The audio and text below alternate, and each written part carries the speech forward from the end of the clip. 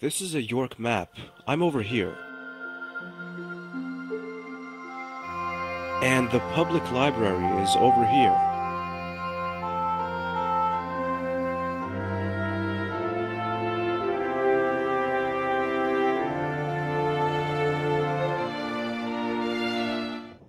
There isn't much going on. What's that hammering noise? As I turn my head toward the Victorian desk, I see the source of the insufferable noise. The librarian is torturing her keyboard. I hate computers. Might be connected to the fact that I'm not very computer literate.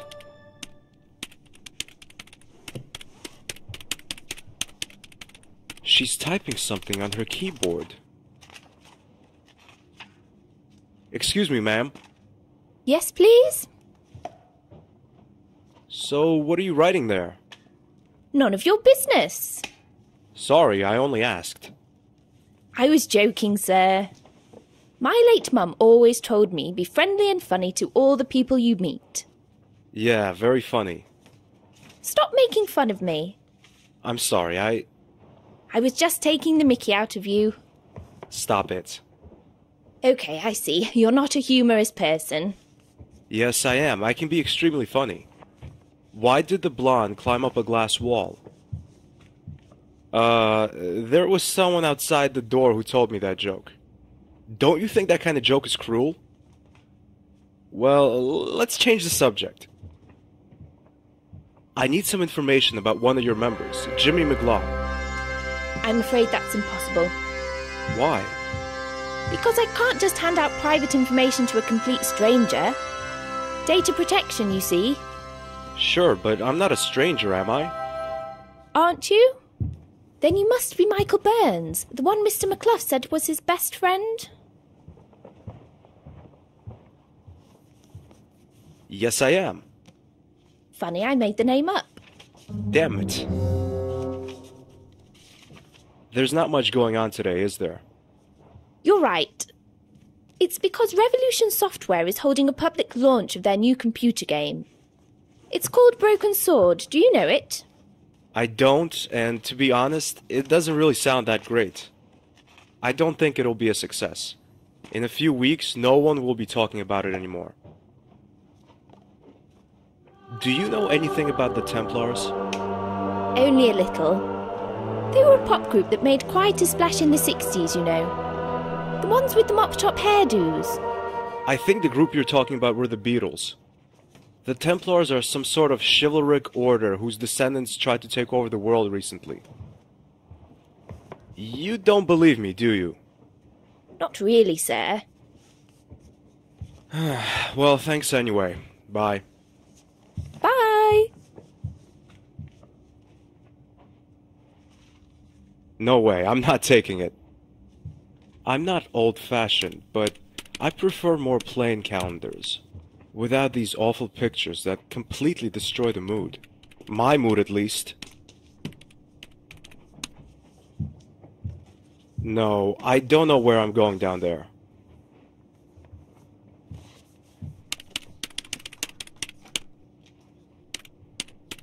There's a small red rubber ball. Someone must have lost it. Who knows, might be useful.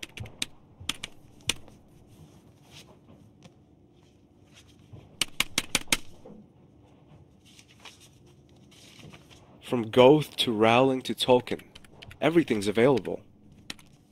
I haven't read a book not dealing with the Templars in a while.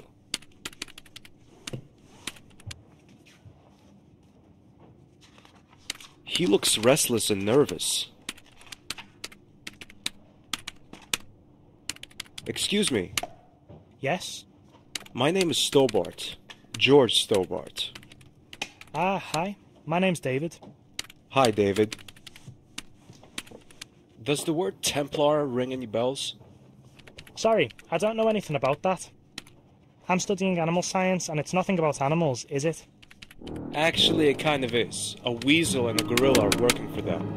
A weasel and a gorilla? How? That's a long story. I see. Unfortunately, I'm in a bit of a rush with this. I have to hand in my essay next Monday.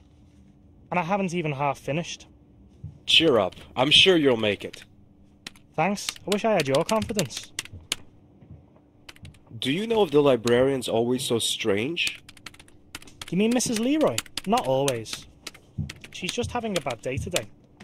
Her computer, the one she watches over like her own child, has already crashed twice today. It's made her a little jumpy. Now she has to catch up on an incredible amount of work, which explains why she's literally bludgeoning her keyboard. Why did her computer crash? Because some electrical cable in the basement doesn't work properly. It takes at least an hour until that can be repaired. And now, poor Miss Leroy has to do all the work by herself. Don't you have a janitor? The caretaker is at a presentation, something about a computer game. I see. Listen, David, can you tell me where I find the fuse box in the basement? What do you want to do there? Things. Well, down the stairs, second door to the right, then left and down the corridor. Thanks, I wouldn't have found it by myself. Now I know where to go in the basement. A small red rubber ball. Hey, look at this. A red rubber ball. Sir, I haven't really got time for this. Okay, it's already back in my pocket.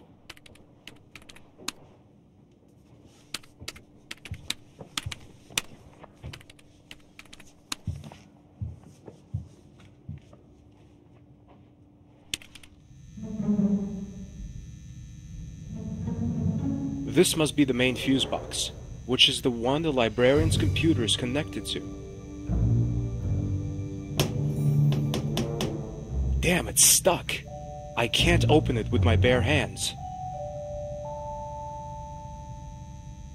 This should work.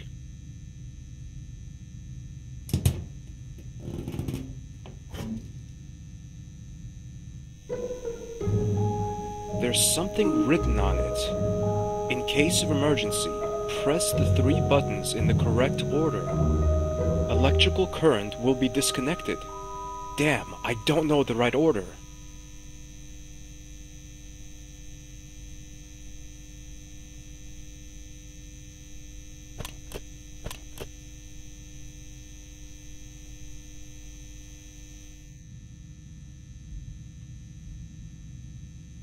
It's seen better days, I think. I'm not going to clean up. Hey, a football shirt. It says York United.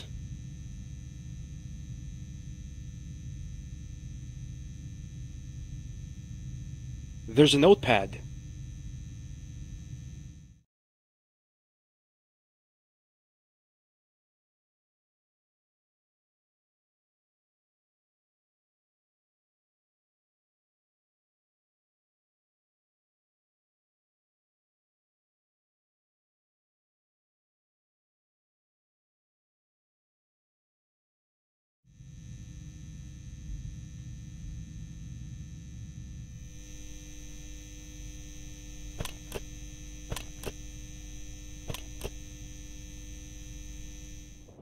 Mrs. Leroy leaves her desk.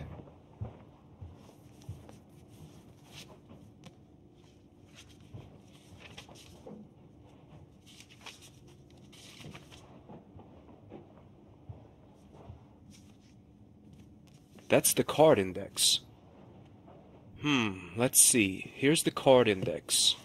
Manish, Marworth, McKinsley. Aha, there it is. McGlock, Rangersfield Hall. Somehow, I have a bad feeling about this.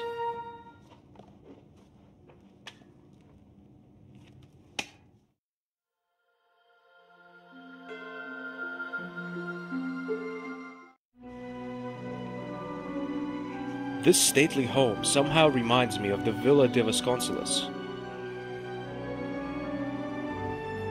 Hey, I was a complete failure in geography class, and I made my teacher crazy. But this must be the famous Clifford's Tower, and it's being highlighted by a rainbow. That's too far. What's more, I must find this McLaw guy. Somehow, I feel nervous.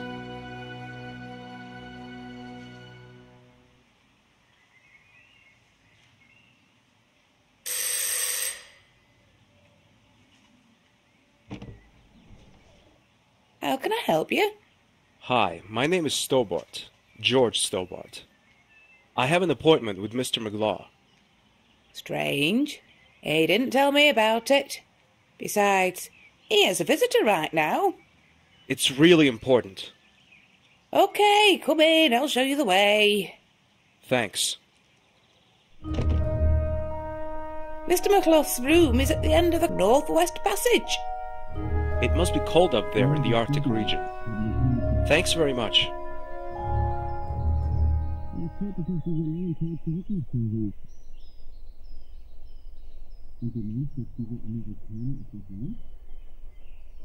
Without the seal, we won't have a chance. That could cause problems. And you think this American knows something? Definitely, he's real nosy. If you're right, we'll get all the necessary information about the order. How will we catch him, Jimmy? I've had two of my best men take care. They should be here soon. Even though I can't stand the man, we did agree that you wouldn't hurt him. You only want his information. Sure, that's what I said. Could I use your toilet, please? Of course, it's just down the corridor. George! Andre, you sneaky traitor! It's not what you think. They only want to talk to you.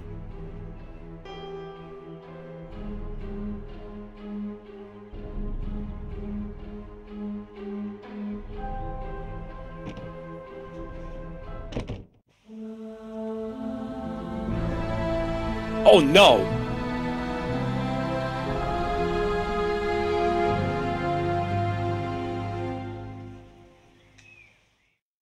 Mr. Stobart, we'll talk to you later. In the meantime, you can get familiar with your new roommate. If you aren't familiar already, that is.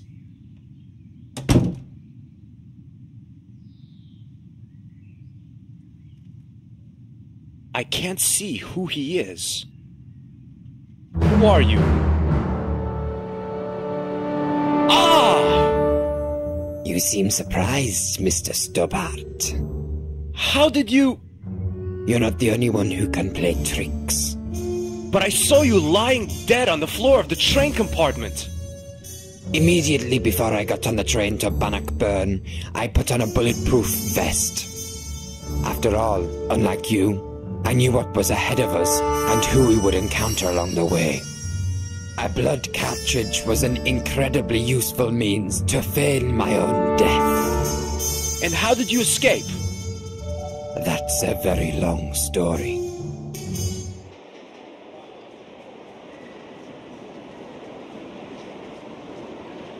I've followed George to England.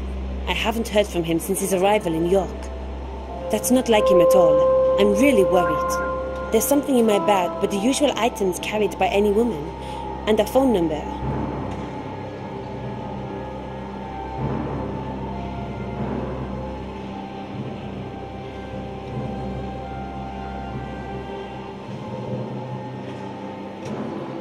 Nice couple. They seem familiar somehow.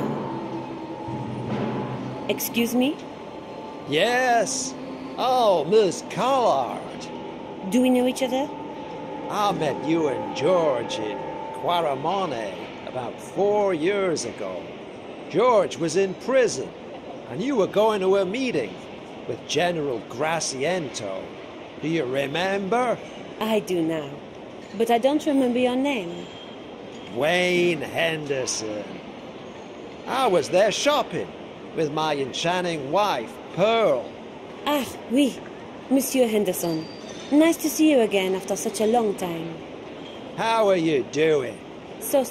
I'm looking for George. Ah, George! How is he? I'm afraid I don't know. I haven't heard of him in a few days now. That's how men are. Sometimes they need some distance from us women. He'll call you back, honey. That's not really George's style.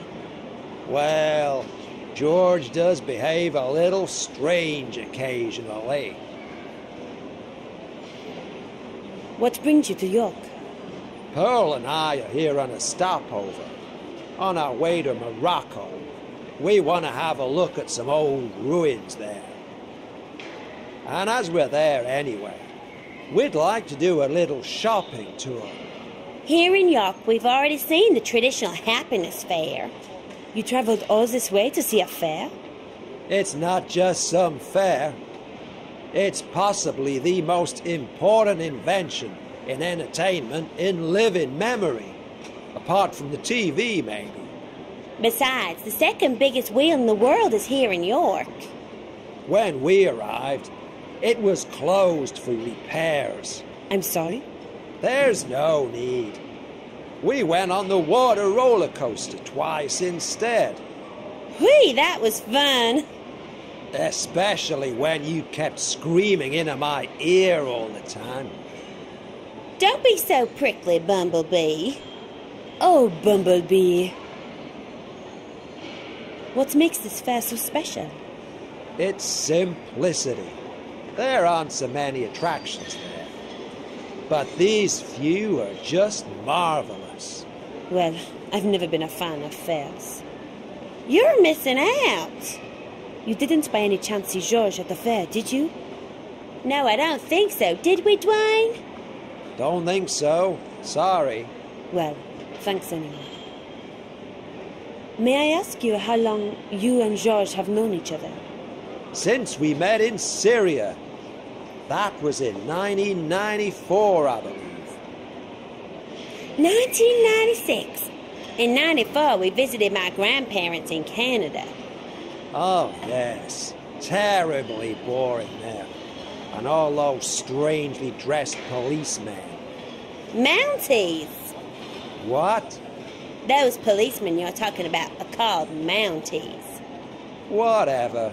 Those Mounties were constantly watching us and kept inquiring. Life isn't easy in Canada for an American tourist. Those Mounties were just being nice and polite. I don't think it's nice and polite to ask how I'm doing and where I'm going 3 times in a row. That's intrusive. That's what it is. If you say so, honey. It's really interesting to listen to you, but unfortunately, I haven't got much time. Bye. Goodbye, dearie.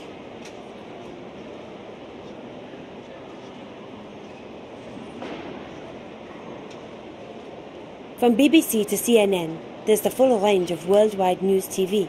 George would like this. He likes news.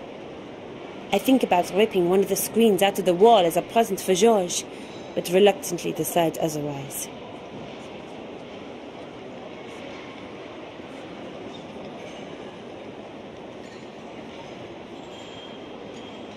I don't want to know what's inside.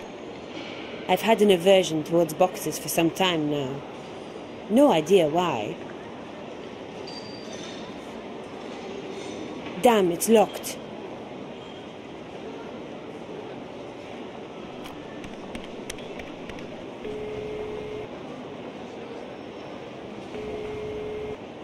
Jimmy McClough? Who is speaking, please? My name is Nicole Collard. I'm a TV journalist with the French channel Canal 1. We were thinking about airing an extensive portrait of you, which would include an interview. After all, you're one of the most renowned historians of our time.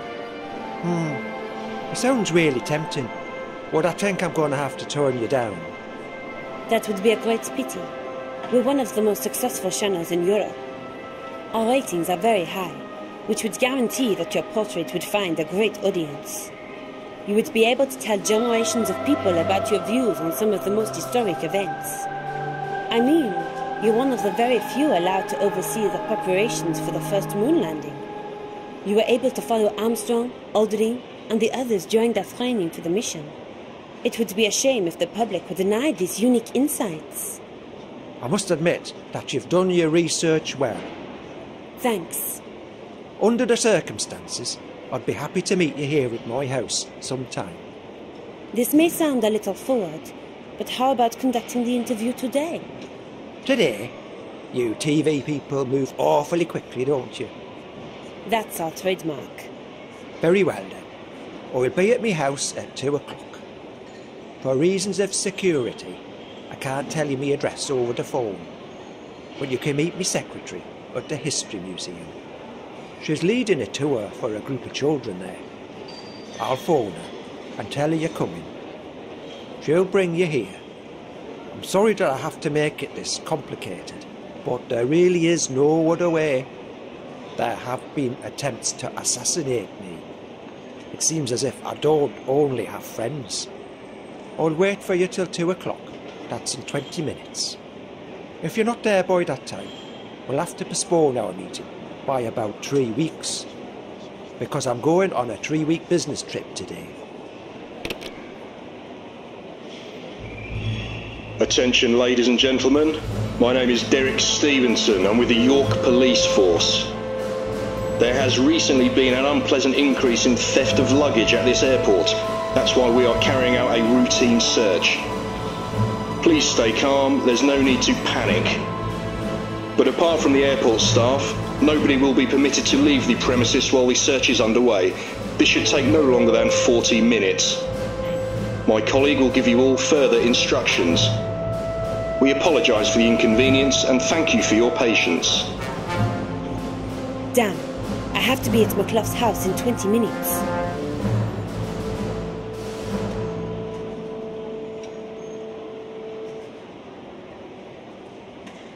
Wait a minute. Only airport and flight personnel are allowed to leave the complex. Don't I look like one of them? That's beside the point, miss. May I see your ID, please? You know, regulations. There's a slight problem with that. My husband mislaid my handbag this morning, and I couldn't find it anywhere. And now I'm unidentifiable, so to speak.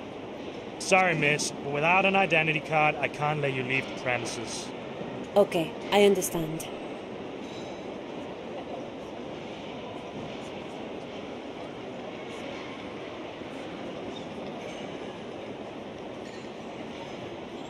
He looks pretty embittered and stern. This entrance is for staff only. Stop, you can't go in there. This entrance is for staff only. I must see your ID card. Well, I left it inside the room. May I fetch it? Section 4, paragraph 3 of operational guidelines clearly states no access to sealed areas for unauthorised persons. Maybe you could fetch my bag for me. Well, not really, but I suppose I could make an exception. What does it look like? Well, there are small hearts on its left side, spelling out, I love you. One moment, please.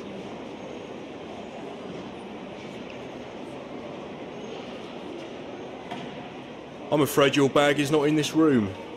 And you really can't let me in? Section 4, paragraph 3 of... Okay, I understand. Have a nice day.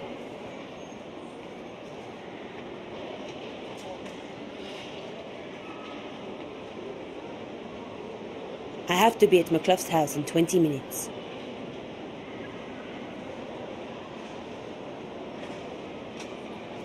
It's me again. What can we do for you?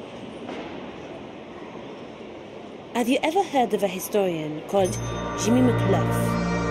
Oh yes, we were in his museum. The History Museum. That's the one, you know it? Not really, but I have an appointment with his secretary. After that, I'm going to meet Mr. McClough in person. You are going to meet Mr. McClough? The Jimmy McClough? Yes, in about 20 minutes. If I don't make it in time, I'll miss my chance and I'll have to wait 3 weeks. But with this search going on, I can't get out of the building. That's a disaster. You don't get to meet Jimmy McClough every day. If we can help you in any way, just let us know. Okay, thanks. Could you do me a favor?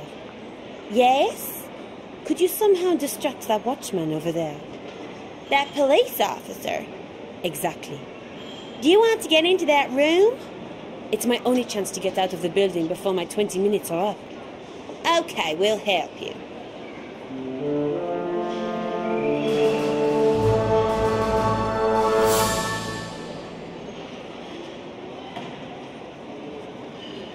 Excuse me, sir. What can I do for you, ma'am? May we take a photo with you? You don't see a real British policeman every day. Especially when you come from America. It's an honour, ma'am. But you know, we have a policy. To hell with your policy.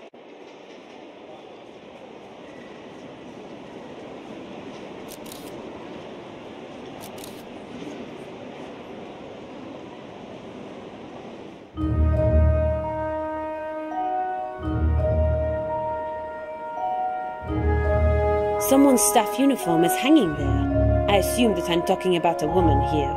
Unless it's a man who wears a skirt to work. The uniform appears to be my size.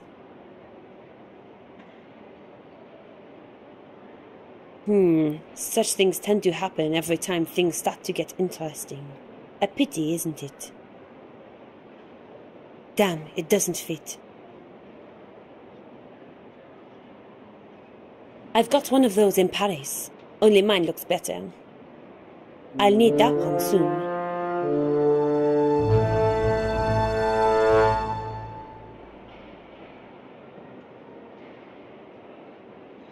Damn, the watchman must have locked the door.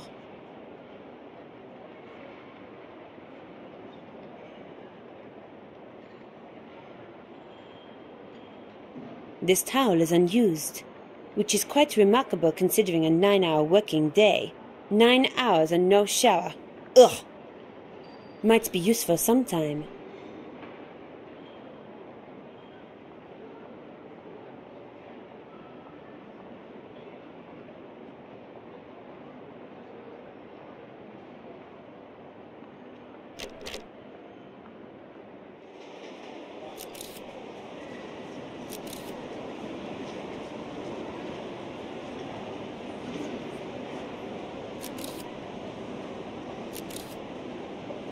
There's another of those stuffy watchmen. Me again. Yes, please. Here's my ID.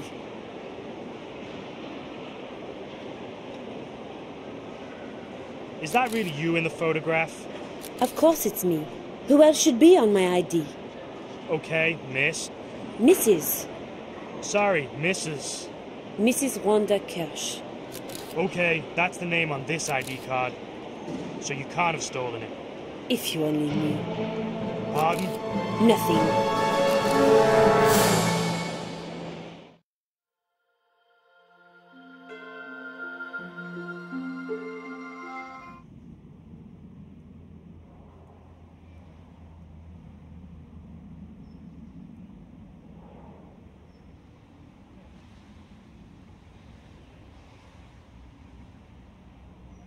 Excuse me, can you tell me what all this commotion is about? I have to get into that museum. Don't we all? Maybe, but it's different with me. Yeah, me too. Is the Prime Minister paying a visit? There'd be less of a fuss then, wouldn't there? Haiku McEwen is visiting the museum. I don't know him. Well, he's the reason you can't get in. And when does he arrive, this Haiku McEwen. All right, Haiku McEwen. When does he arrive? He's scheduled to arrive at 3 o'clock, but it may take longer. Is there another way into the museum? Not a legal one. Okay, thanks for your help, if you can call it that. A pleasure, if you can call it that. He's busy taking photos.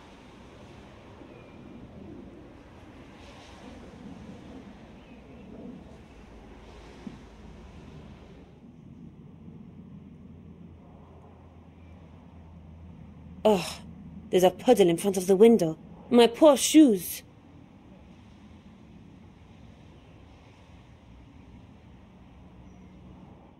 Damn, the dirt on my shoes has alerted a watchman.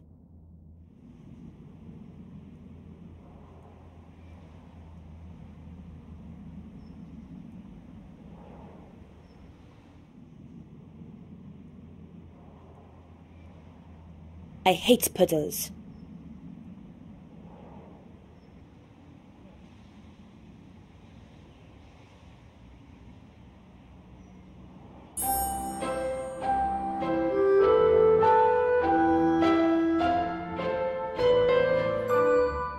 I'm sorry, but you can't get in here today. You can't get in. There's a VIP visiting.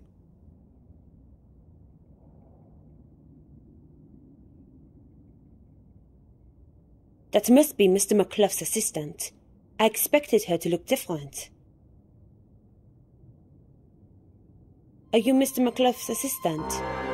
Who wants to know? My name is Nicole Collard. Oh, right. The journalist. We should hurry or we'll be late. Okay. This is Mr. McClough's estate. I think you can find your own way from here. I have to leave you here. My group of children are waiting. Thanks a lot. It's been a pleasure. Goodbye and good luck with your interview. I take a look at my watch and I notice that I'm 5 minutes late. What am I to do?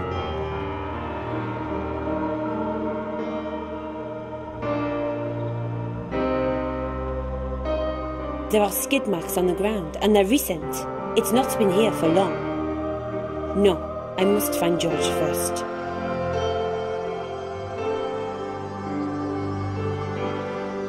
This window leads to the basement. I can hear voices from down there. Nico, down here! George? Live and in color. Each time we get separated, I find you behind bars. I guess it's just bad luck. What happens this time? I'll tell you later. First, meet an old acquaintance. Mademoiselle Collard, good to see you again. You evil, deceitful idiot! I thought you were dead! Nico, calm down and get us out of here first. Us? You don't expect me to get this murderer out of here, do you? Yes, I do. Come on, I'll explain everything later. There's a screwdriver. Georges would know what to do with it. What am I supposed to say? It's a hose pipe. I might need it later.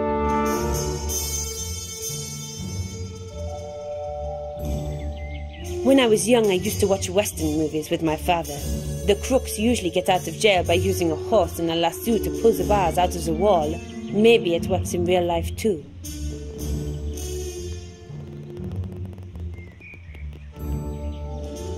The hose is too loose.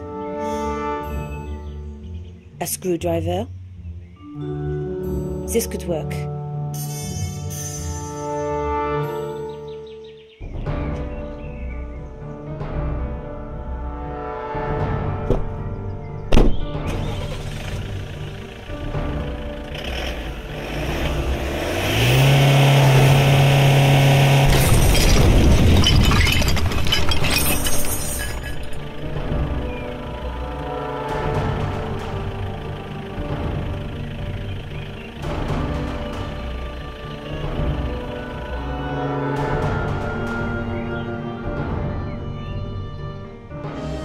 Let's get out of here. I think they're coming. Very well, Tom.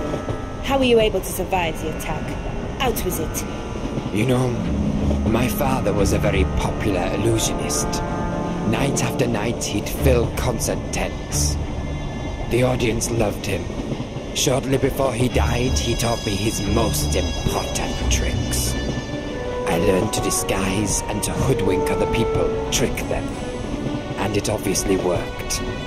And why did you do that? Instead of pretending to be dead, you could have helped us back in Bannockburn. You might have been extremely helpful. You made it without me. We did, but mainly thanks to a huge pile of luck and an equally huge pile of plastic explosives. And because of that idiot Guido, he really tried to blow out the fire with his mouth. I wouldn't have been too helpful anyway. Why not? I lied to you in the train. We weren't on the same side all along. I was a professional killer, a mercenary who risked his life for money. I don't understand. I knew the Templars before the incidents in Paris, Bannockburn or Syria. But not because I used to pay much attention in history class. I was simply hired by them. You worked for the Templars? That's exactly what I'm saying. $100,000 were a good reason to start working for the Neo-Templars. My first job was killing a politician in Japan. Then I came to Paris. That was the Plantard job. And why the hell did you try to kill Georges? Yes, why did you try to kill me? He was just an unpleasant witness, that's all. However, I did become curious myself at some stage, so I started making inquiries. I read everything about the Templars I could get hold of, everything about their past. Old newspapers, articles, medieval documents, journals, simply everything. Naturally, the Templars didn't like that, so I was put on their blacklist myself. And that's what caused me to act against them. A hitman seized with remorse. I don't believe it. As stupid as it might sound, but even killers have a soul, Monsieur Stobart. I decided to take your side and help you. But you didn't. You still tried to kill me. Wrong. I was never intending to kill you. Didn't you? Have you forgotten our little meeting in Syria? I haven't. That was an I don't know how many feet jump I had to do. As I said, I'm quite good at pretending my gun was loaded with blank ammunition. What? You're telling me I risked my life jumping down there because you threatened me with blank ammunition? It must have been an incredible experience. You said you wouldn't have been able to help us. Why? Very simple. I broke my leg when I fell off the train. What did you do in Jimmy McClough's house? That's a little complicated to explain. Only this much. The Templars still exist.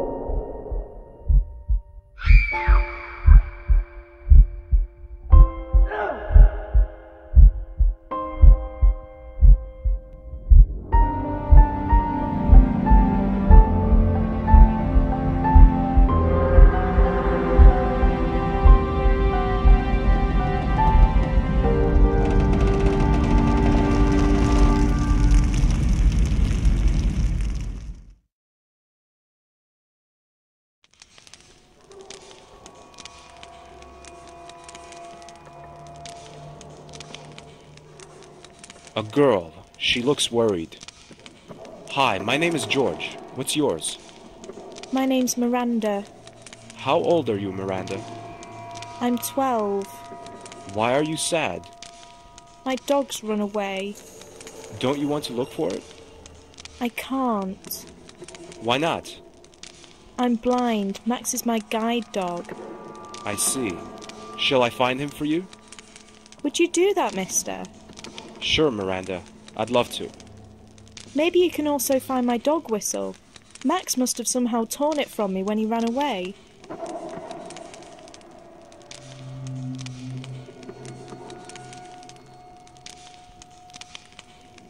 There's a silver dog tag lying on the floor. There's a name engraved. Dog. How inventive. Those are the solid-looking windows of this underground coach.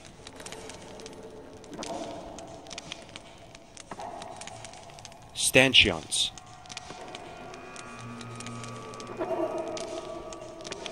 I push the window pane, but nothing happens. Miranda, it's me. Have you found Max? Not yet, but I'll find him soon.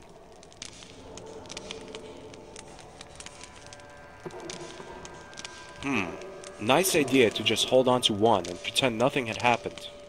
But now I really must find Khan and Nico. Injured passengers. This young man seems to be in his senses despite the crash.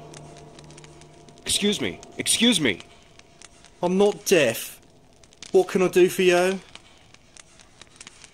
Are you okay? I'm fine. I suffered some minor bruises. But if I look around here, I see that I'm one of the luckier ones. Pleased to hear that. Do you have any idea why this train derailed? No, I haven't. Could it be an attack? What's that supposed to achieve? Injured or maybe even dead people? I don't know. I understand. Have you seen two persons leaving the train? A Latin guy and a tall woman with black hair? If I'd seen them leave the train, I wouldn't be here, don't you think? Okay. Okay, I'll be leaving then. Bye. Do you want a dog tag? Not really. I'd rather get out of this train. Unfortunately, I don't have that in my pocket. Clear off then. A middle-aged man. He's unconscious. I am not a thief.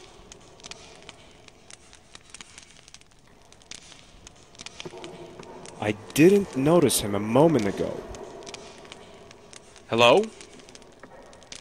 The old man is unconscious. Some loudspeakers attached to the ceiling of the coach. I shouldn't do that.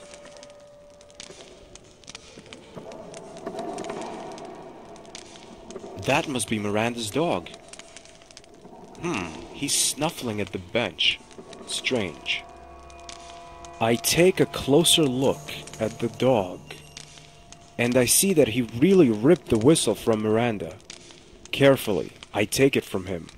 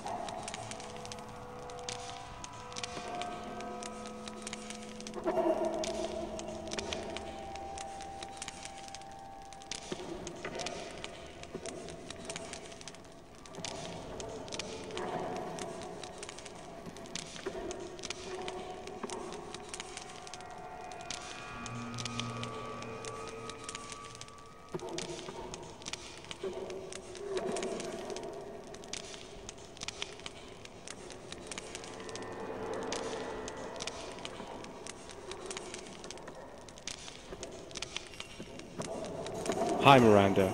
Here's Max back. Oh, thanks very, very much, mister. No problem. If I can do anything for you, just tell me. Okay, I'll do that.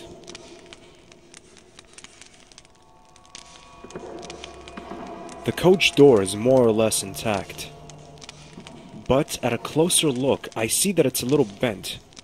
There's a small rift in the middle. There's a small rift.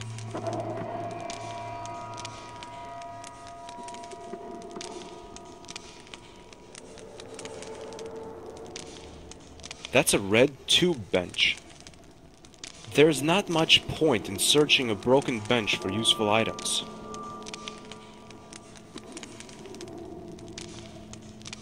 Excuse me, sir? Yes.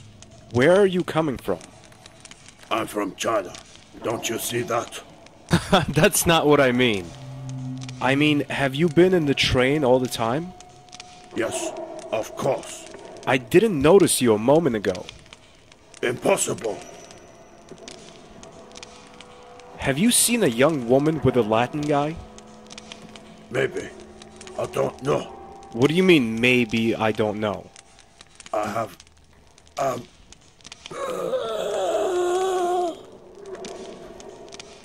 Hey, are you alright? Oh no, he's dead! He behaved so strangely when I asked about Nico and Khan. The old man is dead. I search the body and find a photo. The words "See Hang" are written on the back, and there's a letter.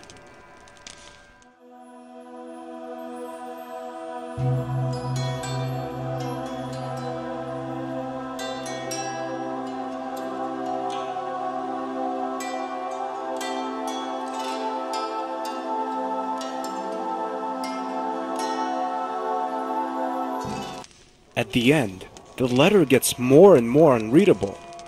I can only read parts of it. The man wrote something about term. Did he mean the Templars? That wouldn't make sense. What has a Chinese prince got to do with the Templars?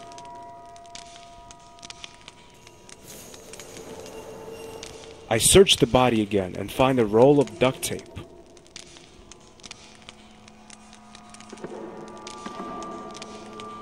Oh my god, that looks like a bomb. It's a time bomb. Who put it here? The clock gives me 30 minutes to get rid of it. It's fastened too securely. I can't remove it. The dog tag has a pointed side.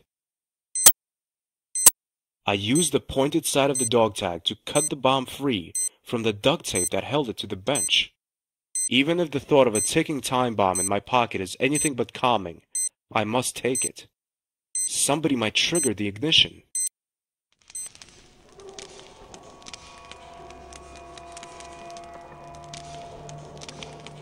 I shouldn't talk to them now.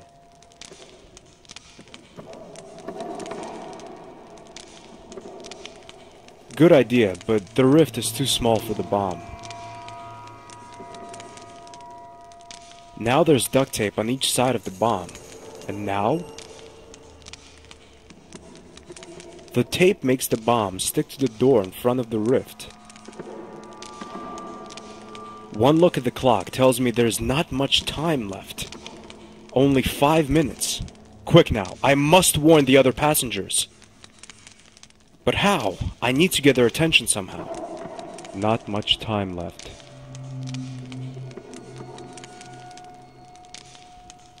Hi, Miranda. I'm back.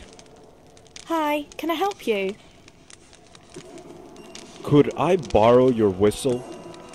Of course, here you are. Thanks.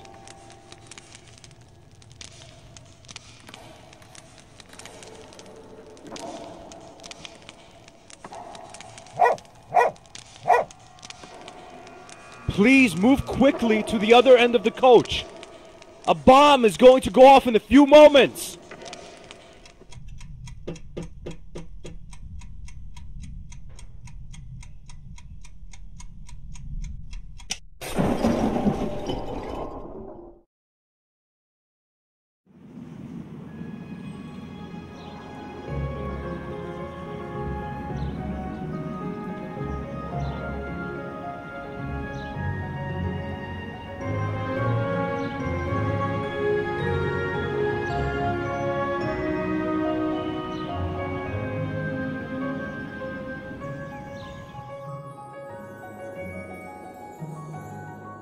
There are different sorts of notes on the board. One of them is an article about an organization which inspects pubs for hygiene standards. They obviously haven't been in here. It's a soccer poster. I don't like soccer. Nico likes it though, because of the players. Lots of things have found their way into my pocket over the last couple of years. This poster definitely won't.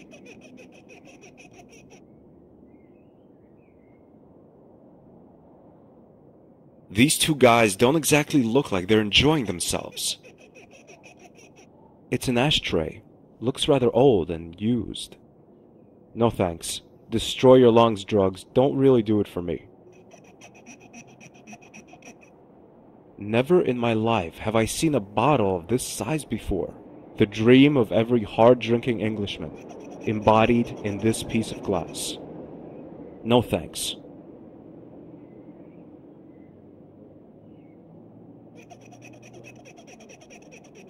Two dim lights do their absolute best to light this place up. Just a little bit. Looking at the lamps, I start wondering if this pub might attract more customers if the lights were off completely.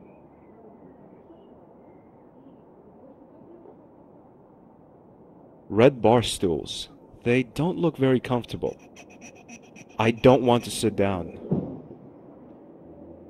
Up there are a lot of different colored cups. I could have used one of those back then in Lochmarn. They're too high up there. I can't reach them. It's unusual to see a glass of needles on the counter. I just hope that's not the sort of stuff people drink here. A needle won't hurt.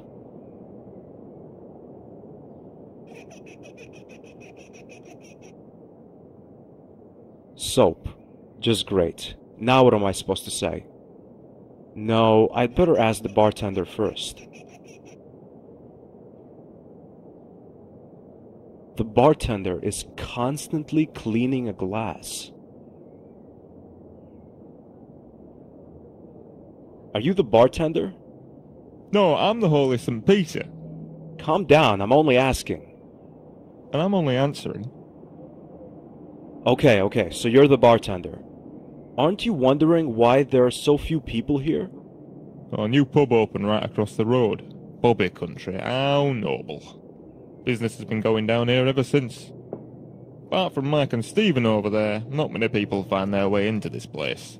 Those two are virtually part of this pub. Have you seen a dark-haired woman with a Latin-looking guy? Is she your wife, son? Well, not yet, but she's my girlfriend. So, you're a couple? You could say that. Then why is she roaming around with that Latin-looking guy, instead of being with you? That's a long story. Listen, I don't want to bore you with the story of my life, so have you seen them? No. So, what do you do all day? Not much. I clean the glasses, read newspapers, and do whatever comes up. Sometimes I'm extremely lucky and the dishwasher packs up. So then, I can repair it. What kind of newspapers do you read? I don't care, read whatever. I'd even read a paper that's 5 years old. Do you know anything about the Templars? Oh, yes indeed, sir, I do. I read a lot and attend seminars, so I learn quite a few things. And I love the Templars. They're my second hobby, so to speak. Yeah, mine too, so to speak. Tell me something about them. A medieval order of knights eradicated by Philip the Fair. In 3 weeks, there's going to be an exhibition about the Templars in Paris. I really must attend, even if my wife will kick up a fuss about it. I am impressed. Do you know whether the Templars can be linked to the Chinese culture? Certainly. The Templars had good connections to the Chinese royalty. Which royalty? They are said to have connections to Prince Zihang. Zihang? Exactly. There's some uncertainty about both parties' intentions, though. After all, the prince wasn't able to support the Templars with soldiers, as his own army was so badly trained. And the Templars were too greedy to support the Chinese court financially. The links are supposed to be intact even today, though. Are there any further clues? The exhibition in Paris is expected to be very helpful regarding that matter. It may even provide some new evidence. Do you know where exactly in Paris it will be held? I'm afraid not, but I'm going to find out soon. I only know this much. A seal is mentioned in one of the last writings of the Grand Master Jacques de Molay, and he wrote about the return of the Templars, which will be initiated by that very seal. Do you think such a seal exists? Oh yes, I'm quite sure of that. What does that mean? Nothing. I doubt that the seal will be of any importance. Jacques de Molay only wanted to frighten his pursuers and enemies shortly before he died. A very unnatural death, I may add. But all he got were taunts and derision. I need to get to that exhibition in Paris as quickly as possible. Maybe I'll find the seal there. It must be important for the Templars to kill for it. But first, I need a room for the night. There are no flights to Paris today. Could I rent a room? Shouldn't be a problem. We've got plenty of rooms on the first floor, and they're all free. Then I'll take one. There you go. It's the first door on the left-hand side. Thanks. Could I have that piece of soap over there? No, you can't. It's for staff only. Well, there aren't too many people here. For that remark, I could kick you out. Not a bad idea, actually. I could check out Bobby Country then. Of course, that would mean you'd have even fewer customers then. I couldn't ignore the fact that you seem to be a big soccer fan. Yes, as a matter of fact, my favourite club is York United, like most people from around here. And I like Charlie Chickleston in particular. My son's wanted a Chickleston shirt for years now. Maybe he'll be lucky someday. It says York United. Look at this. I can't believe it. A Charlie Chickleston shirt. What do you want for it? Let me think. How about this piece of soap on the bar? Is that it? Oh, great deal. The soap is yours.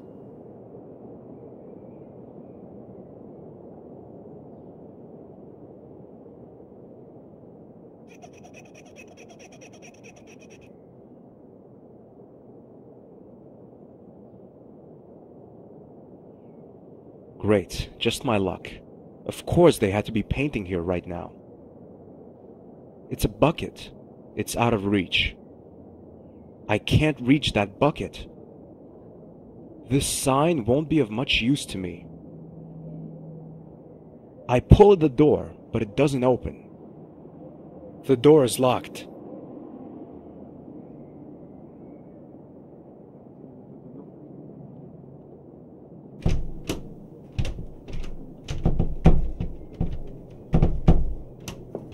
I put the key into the lock.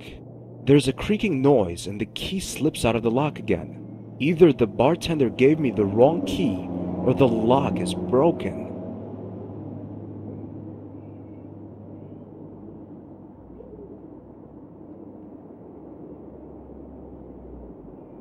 Damn it! The bartender has left.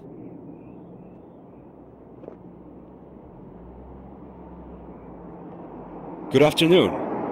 Cheers, mate. My name is George Stobart. I'm on a trip around Britain. I'm Mike and that's Steve. Do you have any idea where the bartender has gone? Yeah, he went to get himself something to read. Should be back in an hour. Well, who looks after the pub in the meantime? We do. You? Yeah, of course, why not? Yeah, we're used to it, mate. It's not the first time Mr. Parler's left his pub. Do you know how I can get into my room? The key doesn't work. A problem we know well. What can I do? Are you up for a little match? You won't tell me unless I agree, right? Right, mates. And you have to win, of course. No problem. Do you know Indian wrestling? Arm wrestling, you mean? That's what you want to do? Right. Are you ready? Ready. Here we go.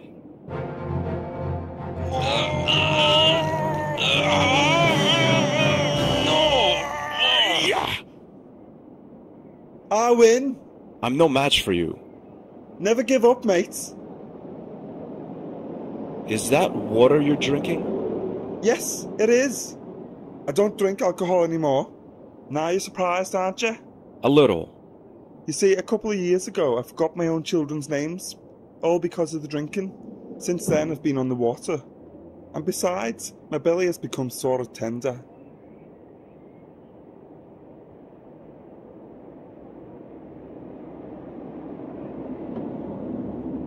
Now that would be great. Strolling out of the pub with the pinboard under my arm.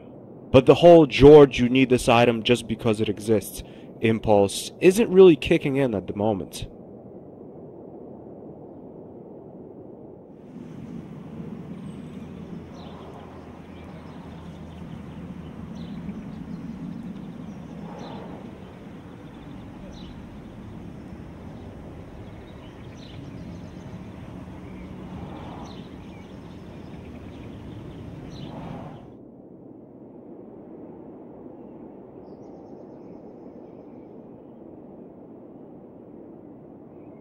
There are some health magazines in this rack. Not really interesting. No, I really don't want any.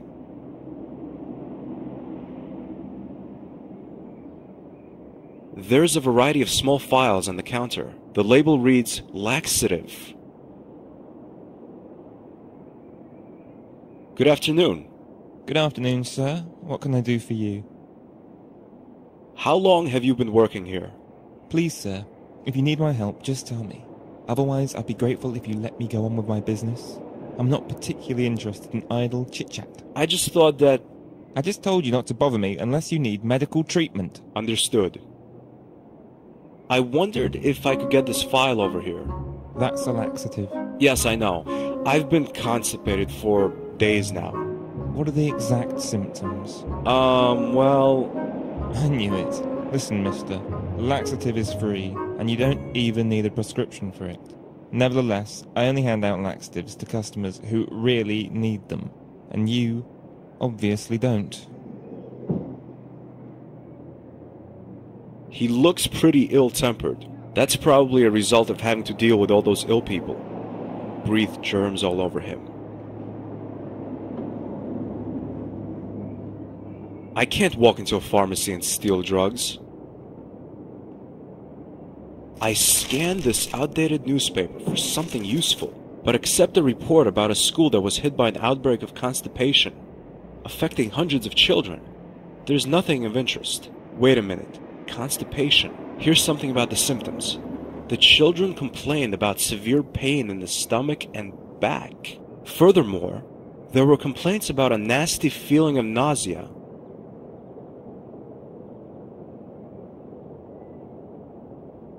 Sir, can I please get one of those files? I've told you repeatedly not to bother me. Okay, Stobart. Now it's time to show how good you are at acting. But sir, my stomach hurts and my back. The pain is unbearable. It's agony. You really seem to be ill. Better take one of these, but only one.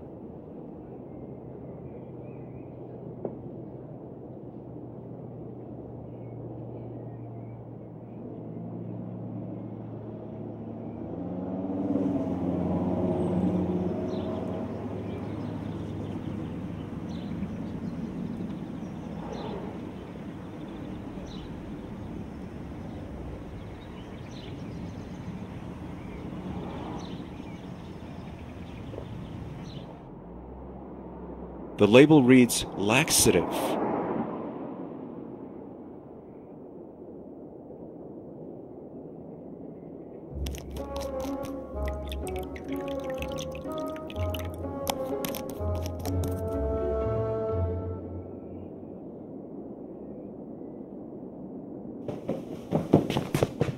Mike runs to the washroom like a scalded cat.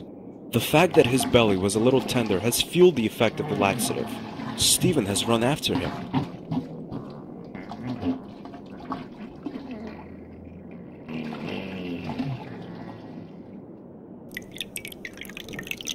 The table is wet now. Now what?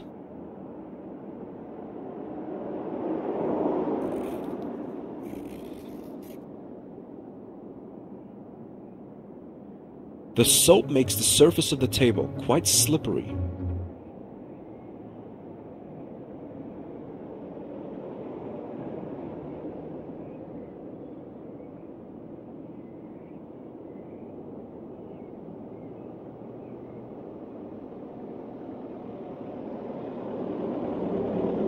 Hey Mike, another match? Of course.